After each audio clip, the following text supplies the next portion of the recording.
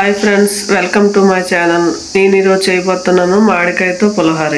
చాలా టేస్టీగా ఉంటుంది, సింపుల్గా చేసుకోవచ్చు. కావలసిన పదార్థాలు: ముందుగా అన్నం ఉడకబెట్టి ఉంచుకోవాలి, కొద్దిగా పచ్చిమిరపకాయలు, అన్నం సరిపోగా మామిడికాయలు, కొద్దిగా ఇంగువ, పోపులు, శనగ పలుకులు, కరివేపాకు. మామిడికాయలను ఇలాగ తొక్క తీసుకొని ఇలా చిన్న చిన్న ముక్కలుగా కట్ చేసుకొని ఇందులో కొంచెం సాల్ట్ వేసుకొని కొద్దిగా పసుపు, లైట్గా కొంచెం పసుపు వేసుకొని కొద్దిగా వాటర్ పోసుకోవాలి.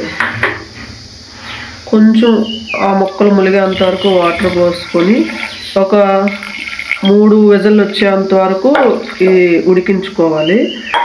మనకి పులిహోరలో కలిపేటప్పుడు ముక్కలు ముక్కలుగా రాకుండా ఉంటుంది, చాలా టేస్టీగా కూడా ఉంటుంది. పిల్లలు కూడా చాలా నీట్గా తినేస్తారు. కుక్కర్ విజిల్ అయ్యేలోపు ఈలోపు పోపు పెట్టుకుంటే తొందరగా పని అయిపోద్ది. కొంచెం కళాయి పెట్టుకొని కొద్దిగా ఆయిల్ వేసుకొని హీట్ అయ్యాక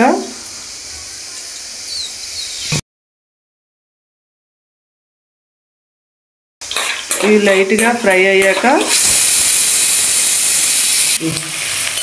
కొంచెం ఫ్రై అయ్యాక పచ్చిమిరపకాయలు లైట్గా ఇంకో కొద్దిగా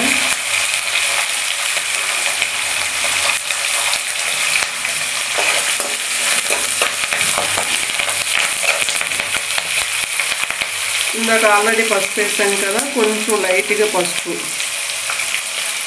వేసి బాగా కలుపుకోవాలి. ఇలా ఫ్రై చేసుకొని పోపు అన్నంలో వేసుకోవాలి.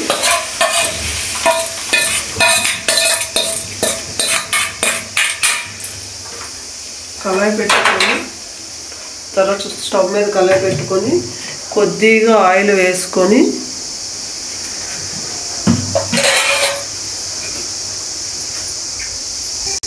కుక్కర్ విజిల్ వచ్చింది.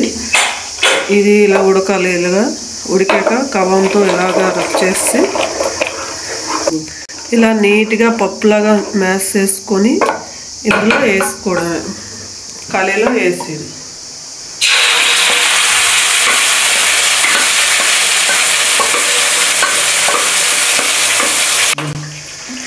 ఇలా వేసుకున్నాక బాగా ఫ్రై చేసుకోవాలి. పచ్చివాసన పోయినంత వరకు ఫ్రై చేసుకోవాలి. ఇలా కొంచెం ఆయిల్ సపరేట్ అయినంత వరకు కొంచెం ఫ్రై చేసుకొని అన్నంలో కలుపుకోవడం ఎంతో ఈజీగా అయిపోయింది, తొందరగా కూడా అయిపోద్ది.